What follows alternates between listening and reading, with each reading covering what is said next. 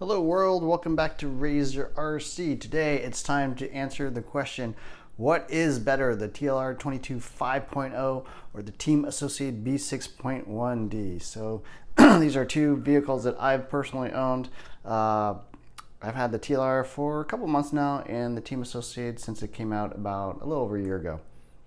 So some of the ground rules before we begin. First of all, these are all my personal race buggies.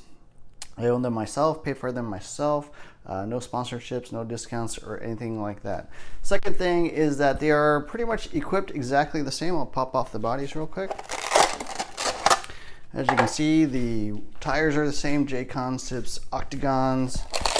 The motors are the same. I'm running the Reedy S Plus 17.5 motor, same ESC and XR10, just stock ESC, same Savox servos, same radios, same batteries, same receivers. Well, actually the receivers are slightly different, but they have the same performance. So pretty much these two buggies are equipped exactly the same.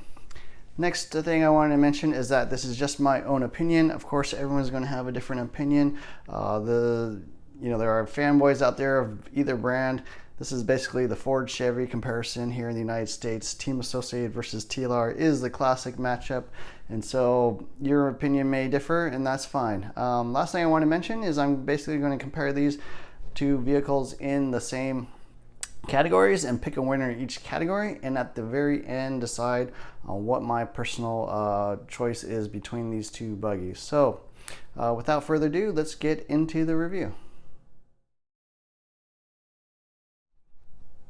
Okay, so each of these buggies comes in three different versions, basically a dirt version, a carpet version, and then a spec racer version. So on the left, I've got the TLR 22.5.0 SR, which is their spec racer.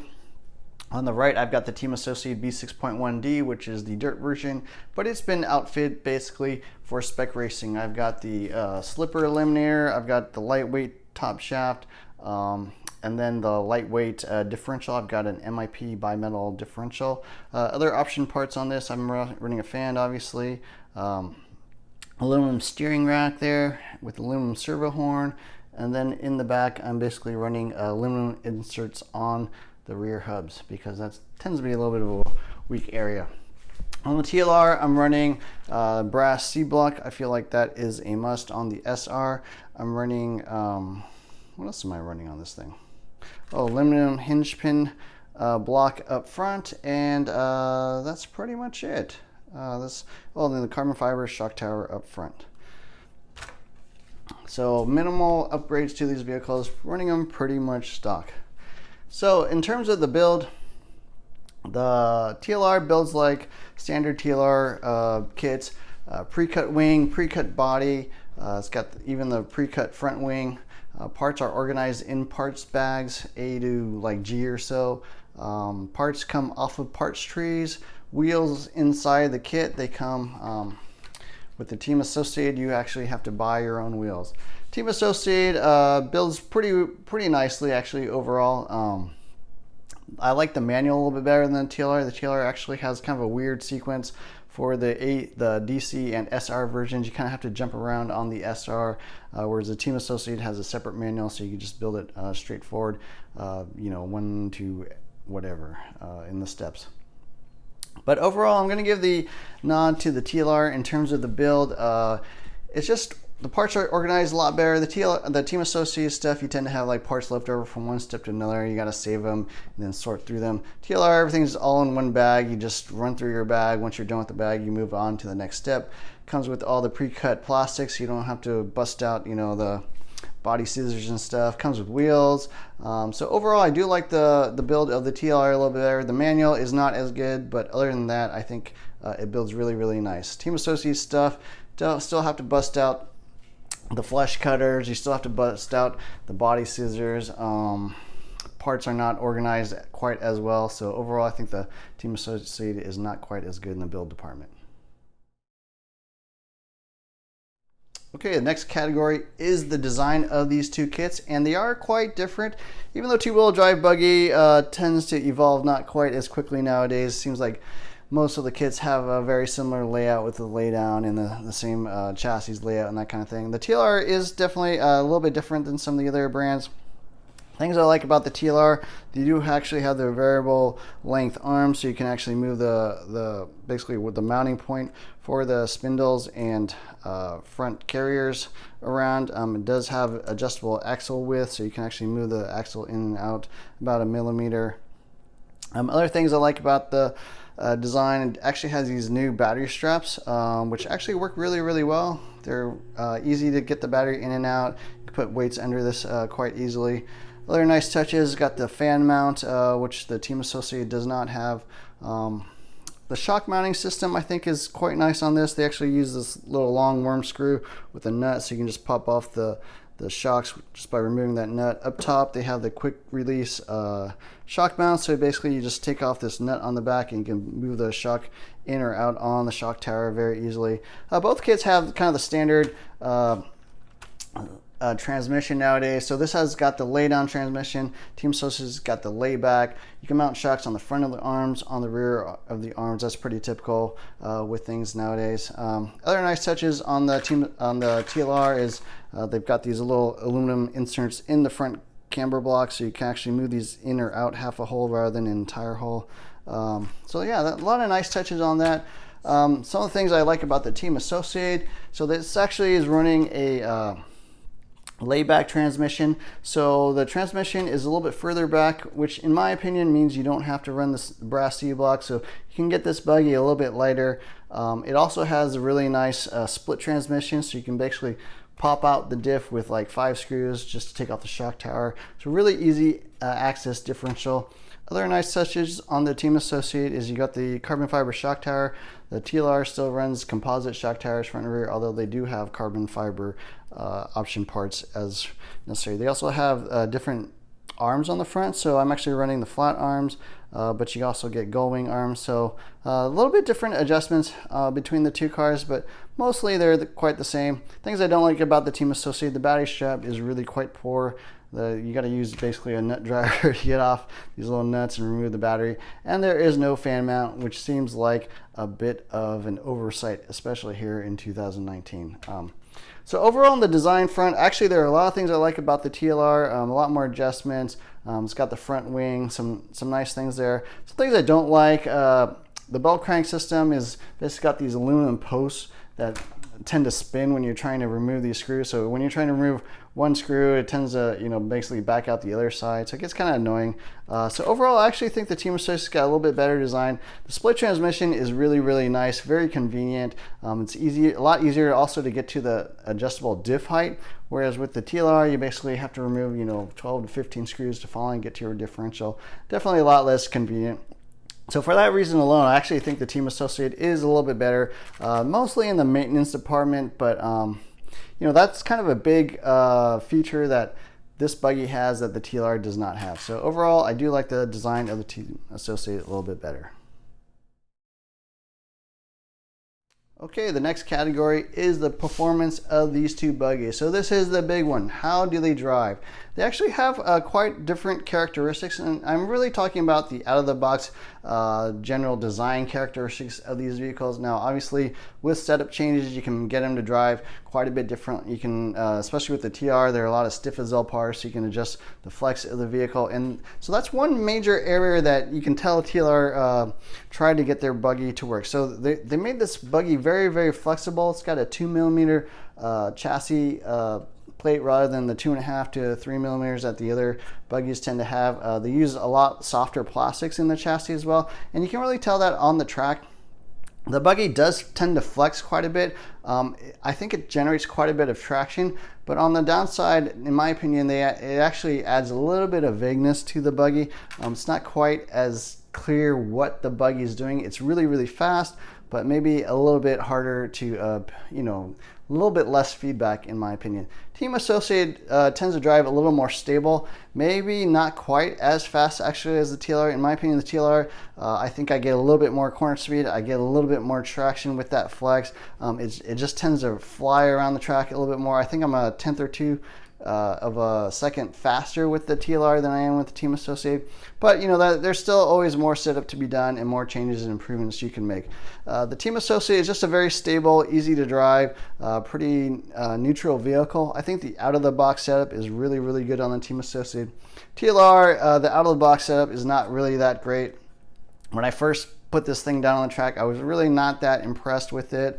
This was my very first TLR buggy, two-wheel drive buggy, and you know, it's a little bit regretting my decision at first, but with some setup changes, definitely with some option parts as well. Actually, the brass C-block and aluminum hinge pin block up front definitely made a lot more improvements to the way it drives. And now I think it's a really, really high-performing vehicle. Shocks are really good as per classic TLR. I mean, they definitely made a lot of changes to the shocks with this buggy on these Gen 3 shocks. Some of them are upgrades, in my opinion. Some of them are a little bit downgrades, like they're running composite shock caps rather than the aluminum ones that they used to have. Don't seem quite as plush, in my opinion, as the older style Gen 2 shocks. They changed the shock shaft, they changed the Eclipse to nuts. I don't know if that affects things, but in my opinion, the shocks between these two are much closer than they've ever been before. TLR shocks have always been much, much better than the Team Associated stuff, but the Team Associated stuff gets better and better every generation. Now they got the machine pistons. It's pretty good now. TLR, you know, in some ways I think are a little bit worse than the older style ones. But overall, in the performance category, I do think the TLR is a little bit better. Just seems to have a little more grip, a little more corner speed. The shocks are still really, really good overall. So in the performance category, I'm going to pick the TLR.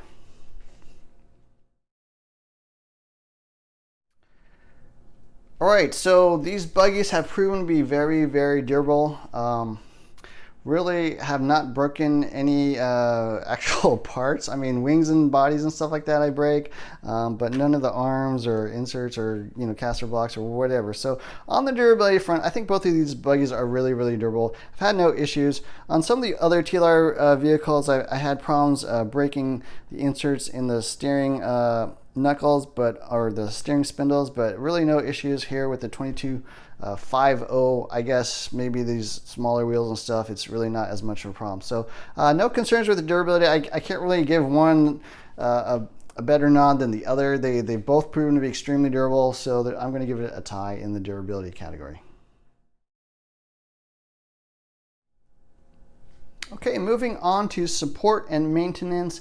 By this, I'm basically referring to how it is to live with these vehicles, work on them day in, day out, get parts, get option parts, aftermarket support, all that kind of good stuff, setup sheets, etc. And in this category, definitely the Team Associated is the market leader. I mean, there are more setup sheets out there. There's a lot of aftermarket support. It's much easier to get parts in general, right? I mean, TLR stuff sometimes goes out of stock and you got to wait a few months to get some sort of replacement part. But the Team Associated stuff, for the most part, tends to always be in stock. So on the maintenance side, the Team Associated also is a lot easier to work on. The split transmission is a really nice touch. There's some things I don't like about the TLR besides just the transmission. To remove the diff is a long step process, but also like these steering up front, you know, like I mentioned, these aluminum posts are really still kind of annoying. It's super hard to get to that drag link. So while they improved stuff, such as being able to remove the servo without taking apart the entire front end, it's almost impossible to get that steering link back onto the servo horn. So little touches like that make the TLR a little bit more annoying to work on. So in the support and maintenance category, I am going to pick the Team Associated. So the map on both of these two vehicles is $319 here in the United States. So that's basically the lowest you're allowed to sell these two. So obviously price-wise, they are exactly the same. Team Associated's got some nice touches. They got the carbon fiber shock towers, a little bit of aluminum bits here and there. On the TLR front, you know, includes wheels in the box, pre-cut body, pre-cut wings. Much better, I think, wing. Also, the Team Associated wing tends to break quite a bit. So There are some downsides. There are no carbon fiber shock towers, but overall, I do feel like the value of the TLR is a little bit better. It's got the machined shock internals that the TLR, the Team Associated, does not quite yet have. They got the pistons, but not the entire shock seals and caps and shock stack as well. So on the value side, I think it's really, really close, but I'm going to give the slight nod to the TLR. I think the build quality is a little bit better with all the pre-cut parts in the parts organization in parts bags and not on parts trees. Okay, so final thoughts on these two buggies. They're really, really close. You know, the performance nowadays is very good between the two. Stuff I like about the Team Associated, it's got the laid-back transmission, it's got the split transmission. It's a lot easier to work on, kind of that classical two-wheel drive layout that's quite common today. Things I don't like, about the design, I don't like this battery strap. There's also better adjustments, I think, on the Team Associated with the adjustable rear hubs. The TLR only has the +3 and 0 positions, but everything else has adjustable axle heights and hubs and adjustable diff inserts, so that's nice to see. So which one do I prefer? And so I'm going to break this down in a little bit different way. The Team Associated, I think, is a little bit easier to own, drive, and if you're new to RC cars and RC racing in particular, I would probably stick with the Team Associated kit just because it's a little bit easier to own. I think it's easier to get help. It's more popular brand out there. You'll be able to get setup sheets and advice and even just parts from fellow racers a lot more easily. Out of the box, I think it does drive a little better. Even if you just run the kit setup, it'll be pretty much there. The TLR, when I first got this kit, I was really not that impressed. Kind of thought I made a mistake. Definitely needed to add some option parts, do a lot more tuning. The setup I'm running now is nowhere near the kit setup. But once you make those changes, once you make those improvements, in my opinion, it actually drives better than Team Associated. I think maybe with a little more work, I could get the B6.1 running a little bit better. But as they stand now, the TLR, even with just a month or two of tuning, drives super good. I think I'm a little bit quicker with this buggy, even though there are some things I don't like about the way it drives, especially the amount of flex and a little bit of the vagueness of the buggy. It just rails. It just goes super fast, and it's a very high performing buggy. So if you're asking my opinion on which of these I recommend, I'm going to answer that in two ways. If you've never owned a 10 scale buggy before, I'd probably get the B6.1D. It's just going to be a little bit easier experience for you. But if you have more experience with buggies and you want something that's just really, really good, I think the 5.0 actually performs a little bit better. So for me personally, I would pick the 5.0 over the B6.1D. If I had to sell one of these today, I would sell the Team Associated. If, for whatever reason, I didn't have a buggy and wanted to buy one, I would definitely buy the 5.0 again. So my pick between these two buggies for me personally is a 22 5.0. I think it's just an awesome vehicle. I think it could still get better and better. I've only owned it for a couple months and it's driving really, really well. I'm very impressed with this buggy overall. So yeah, that's my pick. That's my thoughts on which of these two buggies is better. TLR 22 5.0 versus the Team Associated B6.1D. Your opinion may differ, and that's fine, but I hope you enjoyed this video. Please like, subscribe to my channel as always. Hit the add notifications button, share with your friends, and look for more videos soon. Thanks for watching.